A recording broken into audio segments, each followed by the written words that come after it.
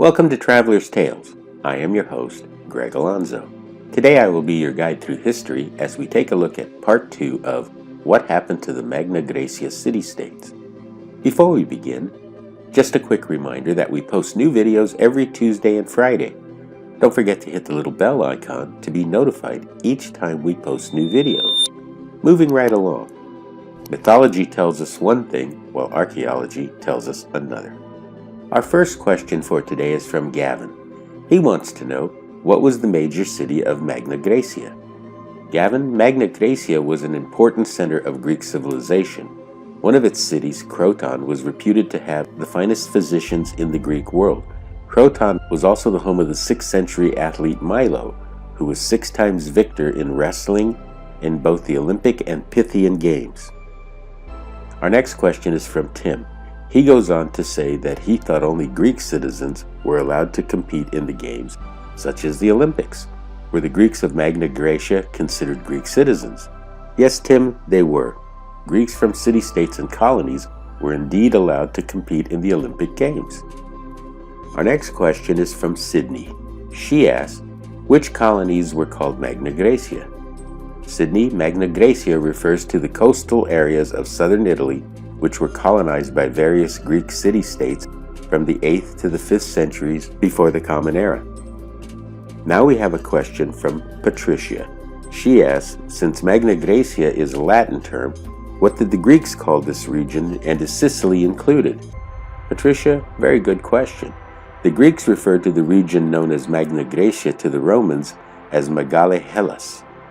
The answer to your second part of your question, no, Sicily was not usually included in the region of Magna Graecia. Moving right along, our next question is from Per. He is curious to know the ancient name of Greece. Per, good question.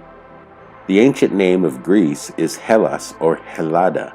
Interestingly, modern-day Greece's official name is Helleniki Dimokratia, which means the Hellenic Republic. Now we have a question from Annalicia.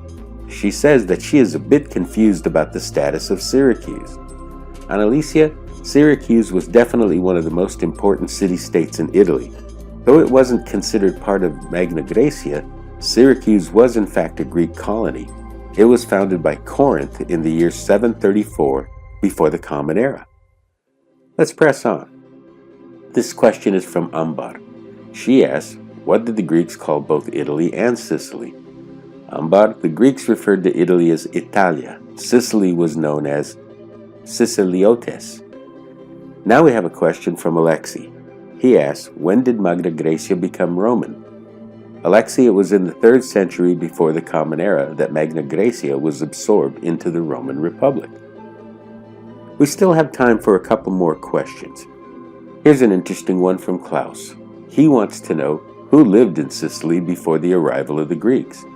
Klaus, Sicily was already inhabited by 3 peoples, the Siculi, or Sicels in the east, whose name the island is derived, the Sicani in the west, and the Elmians in the extreme west. Our last question for the day is from Lomax. He asks, how rich were the Greek city-states of Magna Graecia? Lomax, these colonies were some of the wealthiest of the time. Magna Graecia was founded by farmers and craftsmen who represented the new rich of the Greek world. On an interesting note, the population of Magna Graecia wasn't all Greek. There was an infusion of southern Italian tribes such as Italiotes, Messapians, Aquileans, Samnites, and Carthaginians. Perhaps it was this diversity that made the region so prosperous. This brings us to the end of part 2 of what happened to the Magna Graecia city-states. Thank you for joining us for this edition of Traveler's Tales. Just a reminder that we post new videos every Tuesday and Friday. Don't forget to hit the little bell icon to be notified each time we post new videos. For your convenience, we have also posted our email address and Instagram information. We enjoy hearing from our subscribers and encourage you to send us your questions and comments. If you haven't subscribed to Traveler's Tales, please do. This really is the best way to help our channel grow. Traveler's Tales will return with What Happened to the Thracians. Until we meet again at the crossroads of folklore and fact, Kartistos.